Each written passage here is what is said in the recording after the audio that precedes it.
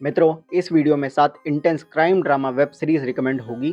अगर money heist के fan हो और रिसेंटली 2024 रिलीज्ड पेंगुइन ने आपको इम्प्रेस किया है, तो इनके जैसी 6 और वेब सीरीज शेयर करता हूँ जो मैंने रिसेंटली देखी है। तीसरी और पांचवी बेस्ट वेब सीरीज है इस लिस्ट की मेरे हिसाब से। पहली वेब सीरीज है द हेलीकॉप्टर हाइस्ट। अगर आपने मनी हाइस्ट पसंद किया है तो इसे भी करने वाले हो। IMDb पर the helicopter heist same rating के साथ आती है जो मनी हाइस्ट जैसी वाइडली पॉपुलर वेब सीरीज की रेटिंग है। दोनों शोज यूरोपियन सिनेमा का प्रदर्शन करते हैं, लेकिन मनी हाइस्ट वाली एक्सपेक्टेशन लेकर मत जाना, नहीं तो फर्स्ट एपिसोड भी खत्म नहीं हो पाएगा। बताता हूँ इस सीरीज की कमी, इसकी सबसे बड़ी खासियत लगी मुझे। इस सीरीज में कोई प्रोफेसर नहीं है ऑब्वियसली, बस कुछ प्रोफेशनल्स हैं। और नूब्स प्ले नहीं कहूँगा, लेकिन ये वो सीरीज है जिसमें execution the part of robbery पूरा रॉ और रियल दिखाने की कोशिश करी है, और उसके बावजूद ये सीरीज हमें पकाती नहीं है। ऐसा रॉ और इंटरेस्टिंग एग्जीक्यूशन कहीं नहीं देखा होगा। पूरा मोमेंट फील कर पाते हैं हम इन रॉबर्स के साथ। सबसे बड़ा रीजन मेरा इस सीरीज को रिकमेंड करने का। अब ये तो आपको सिर्फ 1.5 एपिसोड्स में दिखाया जाएगा, बाकी सीरीज कैसी है वो जान लेते हैं। हेलीकॉप्टर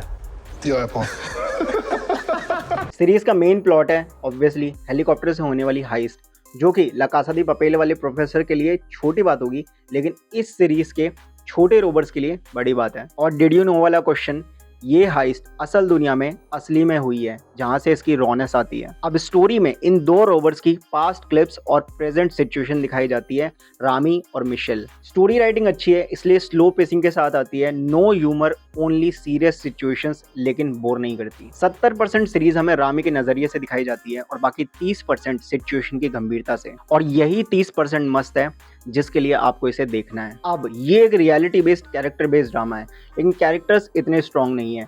यही रीजन है कि शुरू के एपिसोड्स अटेंशन नहीं ले पाते जब तक इनका रॉबरी करने का मोटिव दिखाया जाता है। तो फर्स्ट हाफ पेशेंस डिमांड करता है, लेकिन अगर वो झेल गए तो बाकी का 30% सारा टाइम वसूल कर देगा। सीरीज की एक और अच्छी बात, रॉबर्ट्स का माइंडसेट दिखाया गया है, कैसे ये लोग बाकी क्रिमिनल से अलग होते हैं, और दिखाने का तरीका उम्दा। अब ये लोग अपनी लाइफ की लास्ट रॉबरी करने वाले हैं, सबसे बड़ी रॉबरी। टिपिकल मोटिव बाकी सिनेमास की तरह, लेकिन बिना हेलीकॉप्टर के पॉसिबल नहीं है। बाकी एलिमेंट्स की बात करें तो कैरेक्टर डेवलपमेंट पे ज्यादा ध्यान देने की नीड नहीं है, और इनकी प्लानिंग भी काफी बेसिक लेवल की होती है, तो लोड नहीं है। हाँ, पुलिस की तरफ से जो प्लानिंग हो रही होती है वहां पर कभी कभी चीजें सर के ऊपर से निकल रही होती है। इनको इग्नोर करके 5वें एपिसोड से हाइस्ट शुरू हो जाती है, जो इस सीरीज की जान है। हाइस्ट के बाद भी 2 एपिसोड्स दिखाए जाते हैं, और थ्रिल फील होने के साथ समझ में आता है जो भी होता है अच्छे के लिए होता है। अगर आपने इस जॉनर की सीरीज के लिए क्लिक किया है तो डेफिनेटली ये सीरीज पसंद आएगी। लिमिटेड सीरीज है, 8 एपिसोड्स हैं, एवरेज 45 मिनट के। कैरेक्टर समझ आए, इंटरेस्टिंग बना तो बढ़िया, सारे नॉन स्किपेबल हैं, नहीं तो 3rd एपिसोड स्किप हो सकता है। बस फैमिली के साथ मत देखना, कोई भारी सीन नहीं है, बस अनकंफर्टेबल सीन आ जाते हैं कभी कभी, 1-1 सेकंड वाले। नेटफ्लिक्स पर हिंदी में मिल जाएगी the helicopter heist. Next series है बैंडिडोज का सीजन 2। सीजन 1 में कैसे इनके बैंडिडोज की टीम बनती है और इनके पास अपने अपने मोटिव्स और स्किल्स होती है। मेन लीड मिगल के साथ खजाना ढूंढने के लिए दिखाया गया था, और सीरीज का मेन कैरेक्टर लिली सबको इम्प्रेस कर गया था, जिसकी वजह से ऑडियंस का लोहा गर्म हुआ और क्रिएटर्स ने सीजन 2 का हथौड़ा मार दिया। लिटरली पूरा सीजन ही लिली पर बना दिया। आगे बताता हूँ, अगर सीजन 1 नहीं देखा है तो आई बटन पे क्लिक करके देख सकते हो डिटेल्ड रिव्यू इस वीडियो के बाद। सीजन 2 1 की स्टोरी से ज्यादा कनेक्टेड नहीं है, क्योंकि सारे बैंडिडोज के अकाउंट खाली हो चुके हैं, तो बैक टू जीरो। अब इन्हें वापस से पैसे कमाने हैं, जिसके लिए ट्रेजर हंट होगा ऑब्वियसली। इस सीजन की मेन स्टोरी बैंडिडोज पर नहीं, लिली पे बेस्ड है। सीजन 1 में दिखाया गया है कि वो कितनी अनप्रिडिक्टेबल है, क्योंकि उसके राज और उसका पास्ट किसी को नहीं पता, और बस ये सीजन इसी पास्ट को प्रेजेंट से मिलाता है और लिली के सारे राज खोलता है। अब मिगेल को लिली की और लिली को खुद की जान बचानी है, बाकी सबको अपनी जायदाद चाहिए, जिसके बदले में विलन को इनके ढूंढा हुआ ट्रेजर चाहिए। स्टोरी इंटरेस्टिंग है और यही इस सीजन का प्लस पॉइंट है। पिछले सीजन को IMDb रेटिंग 6.6 मिली थी, क्योंकि काफी लोग स्क्रीन प्ले और स्टोरी को लेकर निराश थे, लेकिन लिली के चार्म और ह्यूमर को लेकर खुश। अब इस सीजन में फर्स्ट वाला तो है, लेकिन सेकंड वाला ह्यूमर की जगह ली है स्टोरी ने। राइटर्स ने जान लगा दी है एंगेजिंग स्टोरी और brilliant treasure hunting script writing में। वो तो निराश नहीं करेगी, बस कॉमेडी वाले पार्ट को स्किप कर सकते हो। बैंडिडो सीजन 2 नेटफ्लिक्स पर हिंदी में मिल जाएगा। अगले शो में स्टार करें सिल्वर Stallone in and as Tulsa King, और ये शो इस लिस्ट का बेस्ट शो होने वाला है। और ट्रेलर देखने वाले हो तो यकीन करो, इस शो का ट्रेलर शो के कंपैरिजन में 10% भी नहीं है। इसके डार्क ट्रेलर के बाद मैंने इस शो को 6 महीने तक इग्नोर किया, अनटिल पेंगुइन देखने के बाद कुछ क्राइम देखने का मन किया। अब ट्रेलर को इग्नोर करके ये बताता हूँ कि शो में क्या है। 25 साल बाद जेल से बाहर निकला है New York mafia under boss Dwight Manfredi, जिसे अंडरवर्ल्ड में सब जनरल करके बुलाते हैं। इसे उम्मीद होती है कि इसे बहुत इज्जत मिलने वाली है, लेकिन इसके हेटर्स इसे न्यूयॉर्क से निकाल देते हैं और इस वीराना जगह भेज देते हैं जिसका नाम है तुलसा, टल्सा, कुछ भी कह सकते हो, जहाँ से ड्वाइट अपनी लाइफ के लास्ट हाफ की शुरुआत करता है। इस शो की जान है सिल्वेस्टर स्टैलोन एज ड्वाइट मैनफ्रेडी। ये अपने काम में स्किल्ड है और इसी दुनिया के लिए बना है। इस शेर ने 25 सालों तक शिकार नहीं किया है, लेकिन ये कमज़ोर नहीं और कॉन्फिडेंट बन के बाहर आया है। ये एक्सपर्ट है लोगों से दोस्ती करने में। अब तुलसा में आते ही ये अपने रिश्ते बनाना और उन्हें स्ट्रॉन्ग करना शुरू कर देता है, जहाँ हमें देखने को मिलता है इनडायरेक्ट ह्यूमर, कॉमेडी और ड्रामा। ड्वाइट के आने से पहले तुलसा एक शांत जगह हुआ करती थी और किसी को इस जगह के बारे में नहीं पता होता, लेकिन इसके आने के बाद सारे अंडरवर्ल्ड की गैंग्स को तुलसा याद आने लगता है और इसके तेजी से आगे बढ़ने की स्पीड से जलन होने लगती है, जिसके बाद हमें देखने को मिलता है इस सीरीज का मसाला द क्राइम वर्ल्ड ड्रामा और सिल्वर स्टैलोन की मजेदार पर्सनैलिटी जो फैन बना देती है इस कैरेक्टर का। अब कैसे ये खुद का एम्पायर खड़ा करने वाला है, इन गैंग से डील करने वाला है, देखने में फुल्ली एंगेज्ड हो जाते हैं हम लोग। इंटरेस्टिंग शो है ये, लेकिन ये एक लाइट वेट ड्रामा है। इसकी डोज भी छोटी छोटी बिट बाय बिट देखने में ही मजा है। 2 से 4 एपिसोड दिन में, तब इसका मजा फील होगा अच्छे से। ये literally breaking bad type drama हो सकता था, लेकिन इसकी स्टोरी और कैरेक्टर राइटिंग इतनी स्ट्रॉन्ग नहीं है। शुरुआत लाइट फन होती है, लेकिन धीरे धीरे डार्कनेस की तरफ बढ़ता जाता है। इस शो के 2 सीजन आ चुके हैं सितंबर 2024 में। Total 19 episodes 45 minute each. सारे नॉन स्किपेबल है क्योंकि ऑफ कोर्स ये एक ड्रामा सीरीज है। 3rd सीजन इस साल लाने की प्लानिंग है, लेकिन सीजन 1 और 2 को अच्छे से खत्म कर दिया गया है। एक छोटा सा क्लिफ हैंगर है, ज्यादा कोई रिग्रेट नहीं होगा। मस्ट वॉच शो है तुलसा किंग। जियो सिनेमा पर हिंदी में मिल जाएगा सीजन 1 और सीजन 2 प्राइम वीडियो पर इंग्लिश सबटाइटल के साथ। नेक्स्ट वेब सीरीज है क्रॉस, जो कि एडेप्टेशन है जेम्स पैटरसन की नॉवेल्स की एक क्राइम मिस्ट्री थ्रिलर। इसमें दिखाई गई है ब्रिलियंट डिटेक्टिव एलेक्स क्रॉस की कॉम्प्लिकेटेड प्रोफेशनल और पर्सनल लाइफ। एलेक्स क्रॉस, जिसका बचपन बहुत टफ रहा है अपने माँ और बाप की वजह से, लेकिन अपनी नानी के सपोर्ट से एक डार्क चाइल्डहुड से ब्राइट फ्यूचर बना के निकला है। और फिर लाइफ झटका देती है जब इसकी वाइफ का मर्डर कर दिया जाता है इसी के सामने, जिससे जी जान से प्यार करता है। दूसरी साइड सिटी में किलिंग्स हो रही है और किलर खुद को आर्टिस्ट समझता है। अब इस केस को सिर्फ सॉल्व कर सकते हैं ब्रिलियंट डिटेक्टिव एलेक्स क्रॉस। साथ ही इसकी पर्सनल लाइफ में कोई अननोन पार्टी इसकी पत्नी की याद इसे बार बार दिला दिलाकर परेशान कर रहा है और इसे लाइफ थ्रेट्स मिल रहे हैं। अब ये कौन कर रहा है, ये पहुंचा हुआ सीरियल किलर कौन है और डिटेक्टिव एलेक्स क्रॉस कितने ब्रिलियंट है, ये जानने के लिए सीरीज देखनी पड़ती है। इसकी नेगेटिव चीज़ है इसके कैरेक्टर्स का इलॉजिकल बिहेवियर, जो कि स्क्रिप्ट के डिमांड लगता है, बस रियल लाइफ में कोई ऐसा नहीं करेगा। और इसकी पॉजिटिव चीज़ है एलेक्स के साथ के लोगों की बॉन्डिंग और मैच्योरिटी, जो इसकी मदद करते हैं हर सिचुएशन में से बाहर निकालने के लिए। जहाँ से हमें होप मिलती है कि अंधेरे के उस साइड लाइट है और हमें इस डार्कनेस में फंसकर नहीं रह जाना। क्रॉस हिंदी में प्राइम वीडियो पर अवेलेबल है। अब इस लिस्ट की सेकंड बेस्ट वेब सीरीज है the day of the jackal. अब ये सीरीज कोई नूब प्ले नहीं है, इस दुनिया के सबसे बेस्ट फिक्शनल एसेसिन स्नाइपर की कहानी है द हेलीकॉप्टर हाइस्ट से बिल्कुल अपोजिट। सीरीज के लास्ट तक आप कन्विंस हो जाते हो कि गोली कहीं से भी आ सकती है।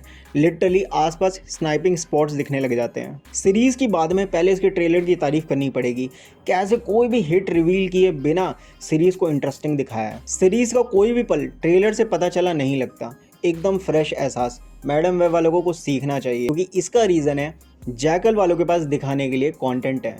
स्टोरी लाइन बेस्ड है कोड नेम जैकल एक असैसिन पर, जिसे अंधा पैसा पे किया जाता है इसके क्लाइंट्स द्वारा असैसिनेशन करवाने के लिए, क्योंकि ये बेस्ट है अपने प्रोफेशन में। इसकी पर्सनल लाइफ है ये नूरिया नाम की मैडम, जो है मनी हाइस्ट से फेमस टोक्यो यानी उर्सुला कॉर्बेरो। काबिल तारीफ काम किया है। टोक्यो से बिल्कुल अलग पर्सनैलिटी उसके बाद भी इम्प्रेस कर देगी। अब जैकल के प्रोफेशन के इन बड़े बड़े कारनामों को नोटिस करके इसके पीछे लग गई है एक जिद्दी, इसी की जैसी काबिल लेकिन एक ब्रिटिश इंटेलिजेंस ऑफिसर बियांका नाम की ये बंदी। अब इनके टॉम एंड जेरी वाले पार्ट्स अलग चल रहे होते हैं और जैकल के काम की गंभीरताएं अलग दिखाई जा रही होती हैं, और दोनों का पैशन अपने काम को लेकर देखने में पूरा सेटिस्फेक्शन मिल रहा होता है हमें, क्योंकि इनकी तो लग रही होती है पर्सनल लाइफ में इनके काम के पैशन की वजह से।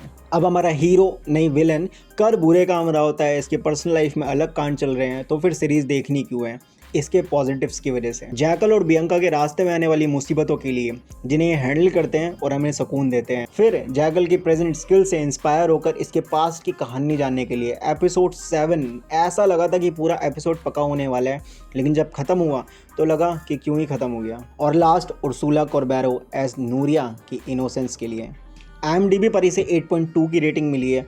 अब पता चल ही गया होगा कि मैं इम्प्रेस्ड हूँ, लेकिन ये सब फील करने के लिए फर्स्ट एपिसोड पार करना पड़ता है जिसमें नाखून चबाने जैसा कुछ नहीं है। इससे मिलती जुलती एक मूवी आई थी माइकल फेसबेंडर की, जिसका डिटेल्ड रिव्यू मैंने इस वीडियो में किया है, चेकआउट कर सकते हो। Now back to Jackal. Series में टोटल 10 एपिसोड्स हैं, अराउंड 50 मिनट ईच, जो टेंस्ड माहौल बनाए रखते हैं। हर अगला एपिसोड आपको अपनी सीट की एज तक लाता जाएगा। टेक्निकलिटीज़ की बात करें तो ज़्यादा भारी नहीं है, सारे प्लॉट्स और स्टोरी आराम से हजम होती है। लेकिन ये वो सीरीज़ नहीं है जिसे चिल करके ग्रुप में बैठकर आराम से देखा जा सके। खुद के साथ बैठकर सुकून से फील करके देखने में मज़ा है। यही है असली वॉच लोन वेब सीरीज़, अकेले मज़े करवाने वाली। जिससे आते हैं इसकी न्यूडिटी और प्रोफैनिटी पर।